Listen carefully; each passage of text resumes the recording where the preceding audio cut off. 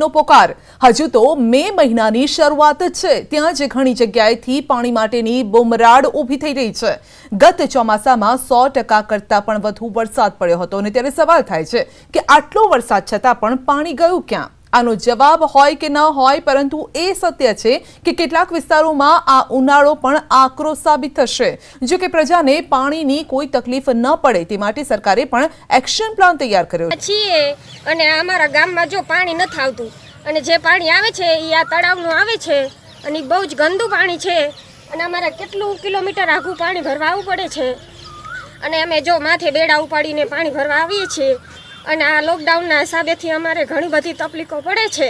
દફતરમાં પીવાનું પાણી નથી આવતું અને 1 કિલોમીટર પાણી ભરવા અમારે આવવું પડે છે અને તળાવનું પાણી આપે છે, તળાવનું પાણી વાપરવા જેવું નથી, એટલે પાણીની સુવિધા કરી દો અમને પીવા। પાણી આવે અને પાણી વાડીએ ભરવા જાય તો ના પાડી દે નથી, પાણી વિના ના આવવું પડે ઘેરે પાછું।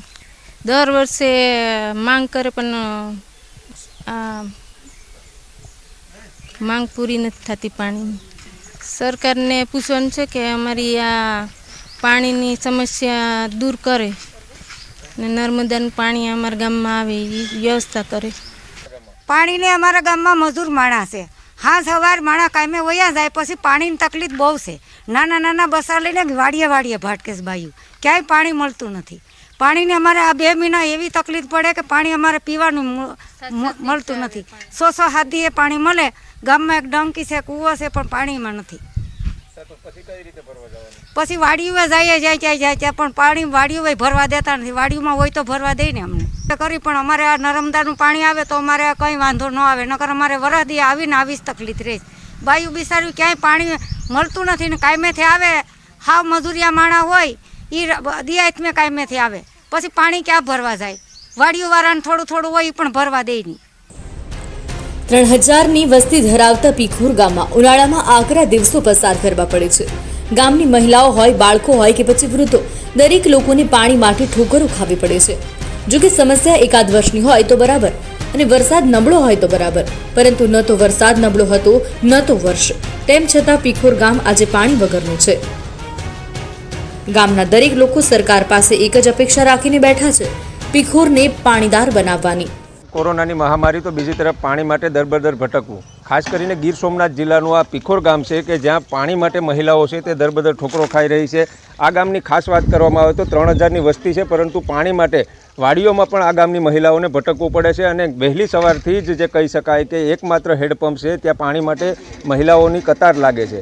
અને ખાસ કરીને આ ગામની ગ્રામ પંચાયતની જો વાત કરવામાં આવે તો ગ્રામ પંચાયતના સરપંચ છે તેઓનું કહેવું છે કે વર્ષો જૂની માગણી છે કે આ ગામને નર્મદાનું પાણી આપવામાં આવે, ત્યારે એક તરફ સરકાર છે તે નર્મદાના પાણી છે તે ગામડે ગામડે પહોંચાડવાની વાતો કરે છે, તો બીજી તરફ આ એક ગામ એવું છે કે જ્યાં નર્મદાનું પાણી આજની તારીખે પણ નથી પહોંચ્યું અને તંત્રને વારંવાર રજૂઆત કરવા છતાં હજુ સુધી તંત્ર છે તે આડા કાન કરી રહ્યું છે અને આ ગામને નર્મદાના પાણીથી વંચિત રાખવામાં આવ્યું છે। દિનેશ સોલંકી, ન્યૂઝ 18 ગુજરાતી, ગીર સોમનાથ। ચાલુ વર્ષે તંત્ર પણ આ ગામની દરકાર લેવાનું ભૂલી ગયું છે। ગત વર્ષે ગીર સોમનાથ કલેક્ટરના આદેશ બાદ ગામમાં ટેન્કરથી પાણીનું વિતરણ કરવામાં આવતું, પરંતુ કદાચ કોરોના મહામારી વચ્ચે તંત્ર ઘણા વર્ષોથી છેલ્લા જે એકાદ મહિનો ઉનાળાનો પાણીની સમસ્યા તો રહી જ છે।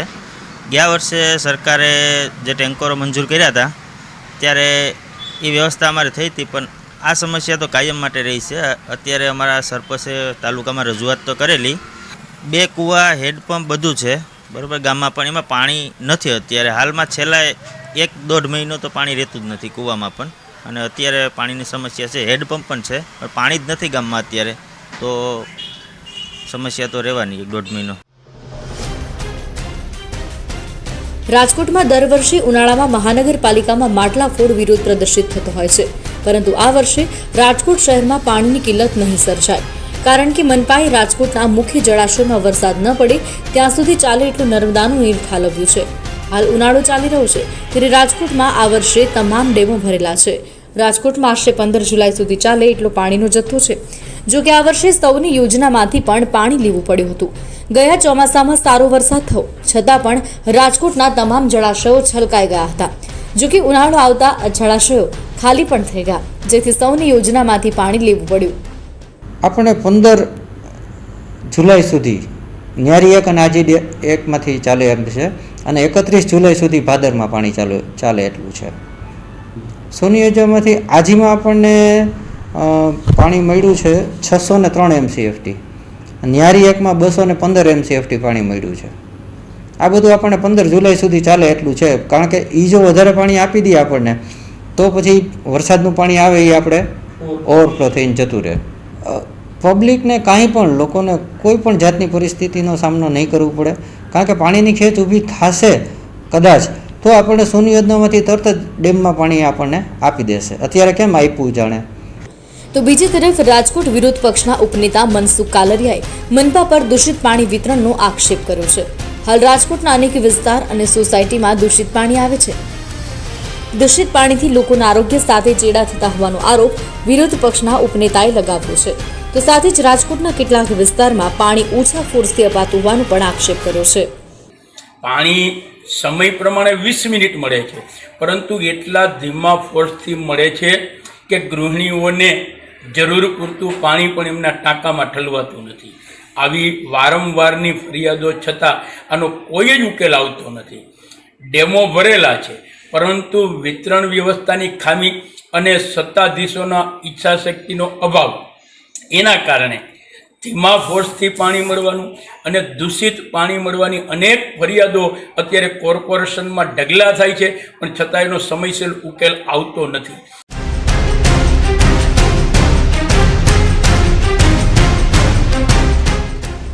રાજ્યમાં પાણીની સમસ્યા વિકટ નહીં બને તેવું સરકાર આશ્વાસન આપે છે. પ્રશાસનનું કહેવું છે કે રાજ્યમાં પીવાના પાણીનો જથ્થો પૂરતા પ્રમાણમાં છે. કોરોનાની મહામારી વચ્ચે ઉનાળામાં લોકોને પીવાનું પાણી મળી રહે એ માટે તંત્રએ એક્શન પ્લાન તૈયાર કર્યો છે. 2 દિવસ પહેલા જ મુખ્યમંત્રી વિજય રૂપાણીએ કલેક્ટરો સાથે પીવાના અને સિંચાઈના પાણી અંગે ચર્ચા કરી હતી.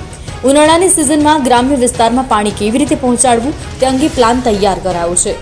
અત્યારે જ્યારે સંપૂર્ણ રાજ્યમાં પીવાના પાણીનો જથ્થો પૂરતા પ્રમાણમાં ઉપલબ્ધ છે, ત્યારે વિતરણ વ્યવસ્થાની કોઈ પણ પ્રકારની ખામીના કારણે લોકોને પીવાના પાણીની તકલીફ ન પડે એ જોવાનું પણ માનનીય મુખ્યમંત્રીશ્રીએ કલેક્ટરોને સુનિશ્ચિત કરવાનું કહ્યું છે.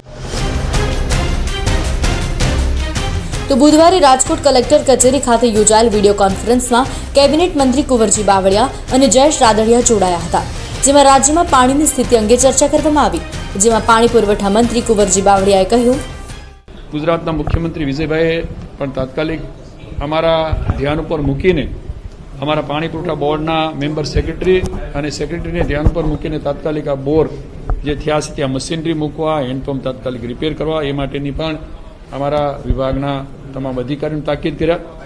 મેં પણ ગઈકાલે જ અમારા બોર્ડના અધિકારીઓ સાથે આ બાબતે ચર્ચા કરી હતી અને હવે હેન્ડપંપ રિપેરિંગ માટેની જે ગેંગો છે અથવા તો ક્યાંક જે કામ શરૂ કરવા છે એમાં જિલ્લા કલેક્ટરોના સંપર્કમાં રહીને એ તાત્કાલિક મંજૂરી આપે મજૂરીને લઈ જવા માટેની અને અમારા વિભાગ તરફથી આવા જે હેન્ડપંપ છે બંધ પડેલા તાત્કાલિક રિપેર થાય માટેની આજે અહીંથી ચર્ચાઓ થઈ. પ્રશાસન તો આશ્વાસન આપી રહ્યું